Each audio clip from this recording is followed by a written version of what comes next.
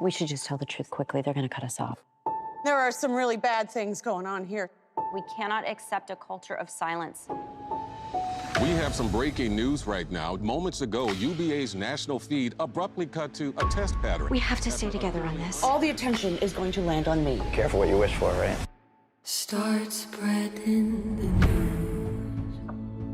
I think you really got the best storyline of all. The beginning of the COVID crisis.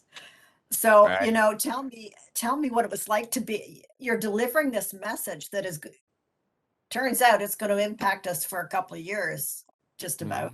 No one listens. Tell me about that frustration.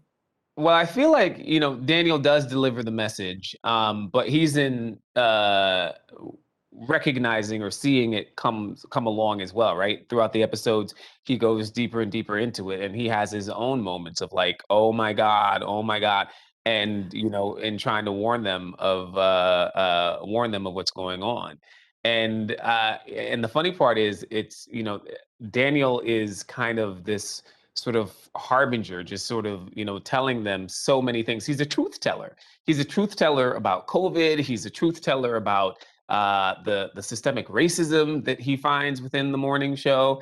And unfortunately, you know, one of the challenges that he faces as a character is that, you know, people don't want to recognize some of the things that Daniel is talking about.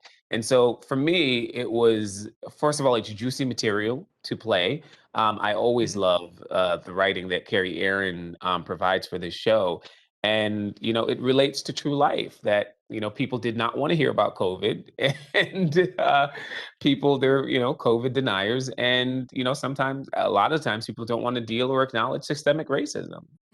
Let me make this simple. We have to get Alex back. She publicly left the show. New York, New York. I don't want to. I'm not coming back. Yeah. Now, having seen this interpretation of life in a newsroom, do you think you might be cut out to be? Do you have the stick-to-itiveness and the bullheadedness to do that kind of thing? Well, I'm a very you- very bullheaded, determined person. So, you know, I feel like if you put me at it, I'll get to it. However, what I'm gonna say is about the newsroom, I think it's a very, very hard job. And, you know, from the bit that I experienced from it, from portraying it, I don't envy the amount of work and the amount of stress.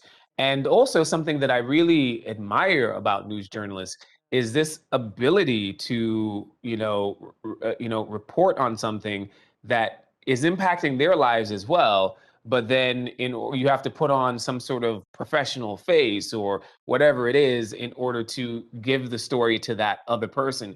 You know, I think our journalists, our media, I really do, I'm so grateful for the media because it does require this level of courage and a selfless act at times. They hurt me. This is about them doing things behind my back. It's all gonna work out. Don't tell me it's gonna work out. There is a cost to success and fame. You're a dead man, said the corpse. There will always be a part of me that wants to be liked. I never wanted to be this person. Yes, and also acting, because I come from a newsroom, and that's acting. A lot of it is acting, like Yeah. the kind of thing that you do. But Yeah, thank you, exactly. that's very To interesting. pretend, like I'm seeing stuff like, what is it? Last week, there was a gentleman who was accosted by someone on the highway when he was reporting on the hurricane. And just sort of like, again, it's like you're going through human circumstances, but you have to separate yourself from that for, even if it's momentarily, in order to deliver your job. And that takes a lot of courage, and I admire that.